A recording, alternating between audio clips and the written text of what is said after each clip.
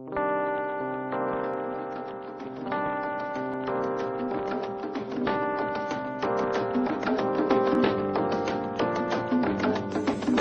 all connected to each other, biologically, to the earth, chemically, to the rest of the universe, atomically. I think nature's imagination is so much greater than man's.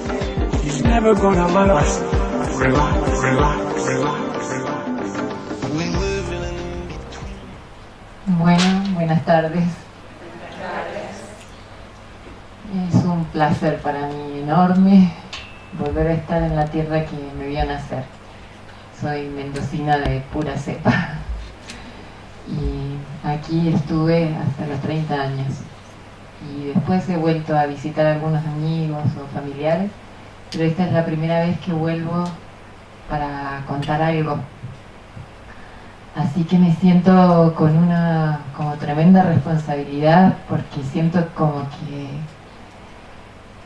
yo hubiese sido una sonda espacial así que lanzó Mendoza hacia alguna parte del mundo, y bueno, ahora tengo que volver a contar que vi, que aprendí y compartirlo aquí con ustedes. Así que bueno, es muy emocionante para mí estar aquí. Y quiero agradecer a las personas que posibilitaron que yo hoy pueda estar aquí. Y en primer lugar, uno de ellos es un querido amigo de toda la vida, Edgardo González. Él y su familia han sido parte de mi vida y bueno, hoy han colaborado mucho para que yo esté aquí. Y también a la doctora González y a su esposo, el doctor Rivero, que fueron los que posibilitaron que consiguiéramos este hermoso lugar del auditorium del Círculo Médico de Mendoza para que, bueno, nos pudiéramos reunir aquí. Muchísimas gracias por eso. Y también a todas las personas que difundieron, amigos de CAF, que difundieron esta charla por interés, por simplemente el hecho de estar interesados en compartir conocimientos. Y bueno, también quiero agradecer a la vida que me ha permitido volver aquí, porque no muchas veces se puede hacer eso, ¿no? Volver al lugar donde uno nació y reencontrarse con un montón de gente querida y gente nueva también, a contar un poco qué ha hecho uno con su vida. Antes de empezar, les quiero hablar un poquito de esta imagen. Esta es nuestra casa, nuestra gran casa, en la Vía Láctea. Si no me equivoco, nosotros estamos por acá más o menos. Y esta luminiscencia violeta, esta llama violeta que se ve en el centro de la galaxia, fue fotografiada por un telescopio de la NASA hace muy poquito.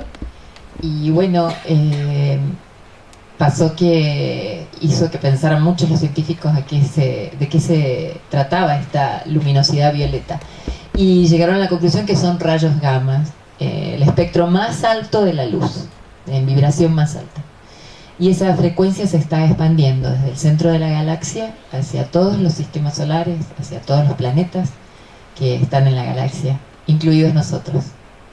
Así que me pareció interesante traer esa imagen, porque de alguna manera habla de la vibración que nos está llegando. Estamos aumentando el nivel de vibración. Y hoy vamos a hablar un poco de eso. Les cuento un poco para los que no me conocen, ¿no?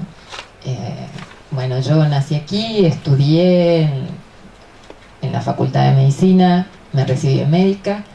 Después hice la residencia en el Hospital Carlos Pereira, una residencia muy interesante porque fue interdisciplinaria, así que me tocó trabajar con psicólogos y asistentes sociales todo el tiempo, lo cual ya fue ampliando un poco mi forma de abordar la realidad, ¿no? No desde el consultorio individual, sino con una apertura más comunitaria.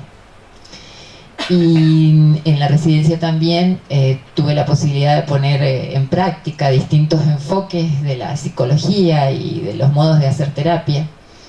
Y recuerdo que en un momento que fue clave para mí, porque fue un terremoto en Mendoza y nos pidieron como residentes que saliéramos a la comunidad a resolver algunos problemas de urgencia que se habían suscitado en los campamentos de emergencia, ¿no? De la gente que se había quedado sin casas.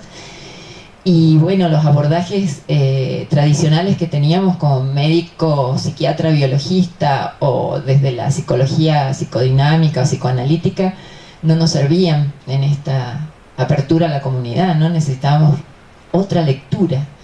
Y me acuerdo que en ese momento vinieron los sistémicos y bueno, aprendimos de ellos y nos sirvió mucho esa lectura amplia, donde la enfermedad o el paciente o el emergente de la enfermedad en un sistema que puede ser la familia, puede ser una escuela, puede ser una comunidad o puede ser un país. El emergente no es el enfermo en sí mismo como patología predeterminada, sino que está hablando de una disfunción a nivel de un sistema que se está expresando en ese individuo porque ese individuo tiene las características especiales para poder expresarla. Así que bueno, una lectura que me pareció muy sana, sobre todo para la salud mental.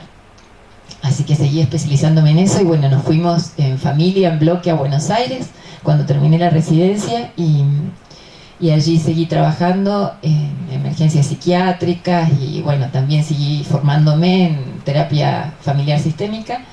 Y en el año 2000, cuando apareció lo del corralito y bueno, hubo este crash económico en la Argentina que generó fue un quiebre, ¿no? Un quiebre en ciertas creencias que hasta ese momento teníamos como muy validadas, ¿no? Esto del ahorro, en la base de la seguridad o de la riqueza, ¿no? Y bueno, yo veía mucho en mi consultorio, el 100%, por eso las estadísticas son tan subjetivas. El 100% eran trastornos de ansiedad, ataques de pánico, depresiones y fobias.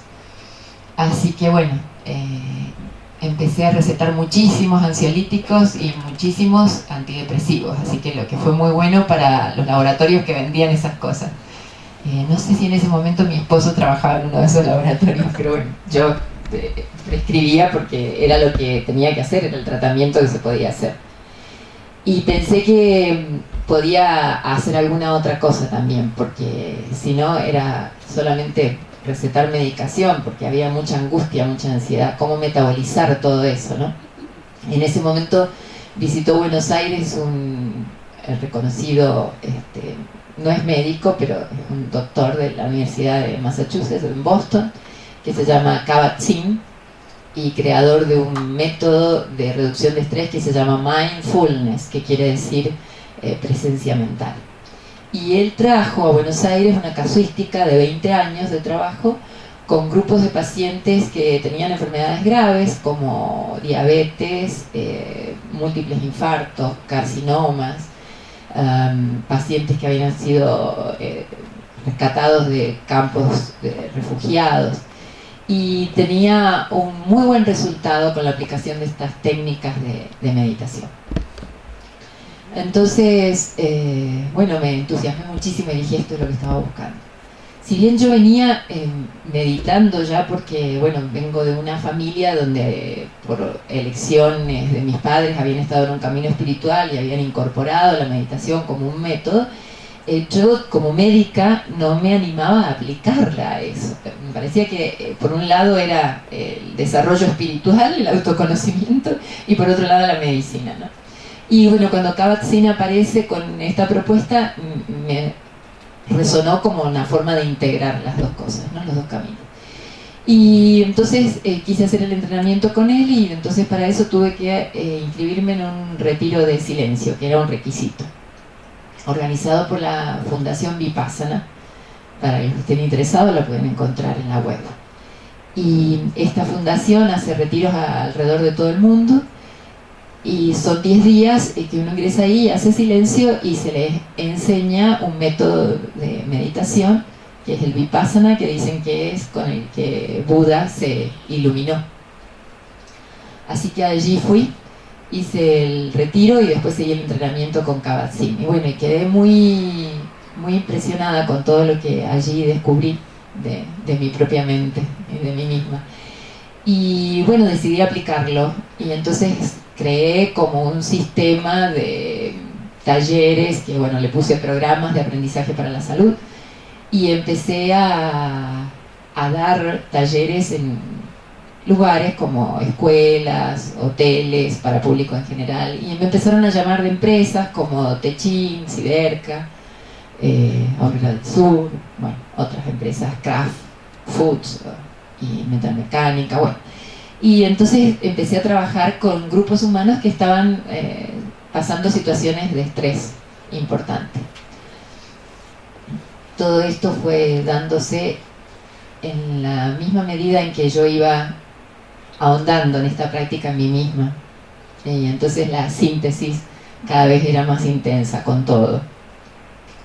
Y bueno, así fue que en el año 2008, bueno, tuve la posibilidad de ir a Madrid, conocer a las ballenas, que son una presencia muy especial, las ballenas, como seres de la creación. Y después de eso, bueno, empezaron a pasar cosas en mi vida y en la de mi esposo y nos mudamos a Madrid. Entonces, a partir del año 2010, empezamos ya un proyecto en una chacra que compramos, unas hectáreas, y hicimos una plantación de lavandas. Y allí empezamos desde el 2009 hasta el 2010, hicimos un año de silencio. Empezamos a trabajar la tierra y bueno, y a trabajar internamente todos los días, a ocuparnos de las plantas. Esa era nuestra vida, ir creando y poniendo los cimientos de este nuevo proyecto de vida. Y bueno, y surgió así mi casa, que se llama La Calandria, donde bueno, existe esta plantación de lavandas con un proyecto de desarrollo para hacer aromáticas en la zona y que se sumen los vecinos y gente que está interesada en este proyecto. Lo interesante de esto es que regamos estas plantaciones con agua de reuso, que es agua de la cloaca de Madrid. Y bueno, esto es muy, para mí fue como muy simbólico, ¿no? Transformar el agua, que es el residuo, en una planta aromática de la cual extraemos una esencia que tiene efecto ansiolítico, relajante, y que es muy rica y es muy buena aparte. Hemos tenido suerte con una calidad de producto muy buena. Y en ese contexto yo seguí dando mis talleres de reducción de estrés, los cursos de meditación, los cursos de manejo emocional, y como venía con esta impronta de los retiros de silencio y a toda costa quería que los demás probaran lo que yo había probado, bueno, entonces insistí en que construyéramos 3 casitas de piedra porque soy de Mendoza y acá las casitas de piedra es fácil conseguirlas en la montaña. Allá es más difícil, pero bueno, hicimos las 3 casitas de piedra y allí, bueno, hacemos retiros de silencio de 3 días, o de 1 día o de 2, lo máximo ha sido de 3, para los que estén interesados a concurrir. Así que es una buena manera de empezar a entrar en este camino del autoconocimiento. Y esa es un poco la trayectoria. Y entonces ahora les voy a contar un poco cuál fue la idea de armar esta charla, esta conferencia. Y la idea es que me pareció oportuno ponernos a reflexionar un poco desde dónde es que interpretamos nuestra realidad de todos los días.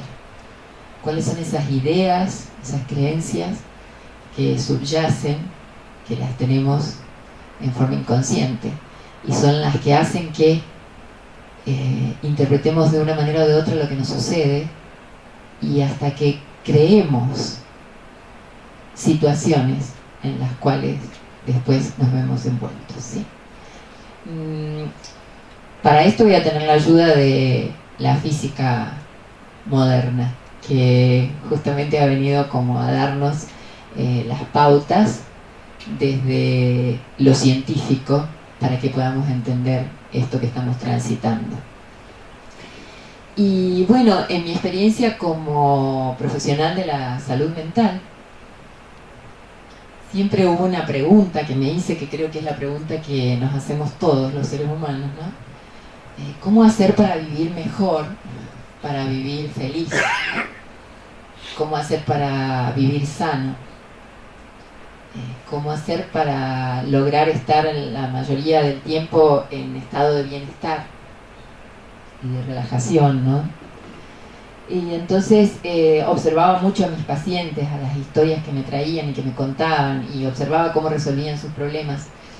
Y entonces pude ver que había un punto común en todos, ¿no? Que antes que surgiera la enfermedad o la disfunción, siempre se había producido una situación de estrés, un estrés intenso. Llámese esto, el corralito, un golpe así, un quiebre económico, o alguien que se quedó sin empleo, o un divorcio, una mudanza, etc. Así que bueno, eso me quedó como una idea importante y empecé a profundizar más todavía en el tema del estrés. Y por el otro lado, lo que veía eran las respuestas diferentes al estrés. Algunas personas reaccionaban poniéndose más creativos y lo tomaban como un desafío lo que pasaba. Y entonces descubrían aptitudes nuevas, capacidades nuevas, sin que de otra manera hubieran podido aparecer esas capacidades. O sea, tomaban la crisis como una forma de crecimiento. Y otras personas se irritaban mucho, trataban de buscar el equilibrio volviendo a la antigua forma, trataban de emular la antigua situación en la que habían estado y la vida los había sacado de allí. Y no lo lograban, y entonces se deprimían o generaban otro tipo de alteraciones, ¿no? En salud mental, o fobias, o crisis de ansiedad, o ataques de pánico. Entonces, bueno, me pareció muy interesante esto. Y ahondando un poco más, dije, ¿de qué depende que ante por ahí situaciones muy similares, hasta a veces el mismo estresor, es decir, la misma fuente de estrés, porque me tocaba por ahí ver gente que trabajaba en la misma oficina, ¿no? Unos se descompensaban y otros prosperaban, evolucionaban. Y llegué a la conclusión que tenía que ver con el sistema de creencias de cada uno. En este sistema de creencias estaba la clave de cómo interpretar la situación que estaban viviendo. Y entonces empecé a entender esto que se dice por ahí de somos las historias que contamos acerca de nosotros mismos. Entonces, qué importante esto de tener en cuenta qué historia contamos acerca de nosotros mismos y cómo la contamos, porque eso que repetimos una y otra vez acerca de quiénes somos y qué cosas nos pasan, es lo que terminamos creyendo que somos. Así que bueno, esto me llevó a investigar sistemas de creencias y ahí desemboqué rápidamente en el tema de los paradigmas. Creo que los paradigmas, el término paradigma ha existido toda la vida, hace muchísimo tiempo, pero en este último tiempo se está escuchando más, ¿no? Y para definir lo que es paradigma, lo definimos así como muy sencillamente como un sistema de creencias que está formulado para dar respuesta a la forma que tenemos de ver la realidad. Los paradigmas son ideas, pero como son tan incorporadas y a nivel inconsciente, muchas veces las tomamos como que son la realidad. Es difícil poder identificar cuál es un paradigma, porque como es la forma que tenemos de ver la realidad, es como si nos pusiéramos lentes azules y nos dijeran, bueno, identifique el color azul. Si veo todo azul, es muy difícil que me dé cuenta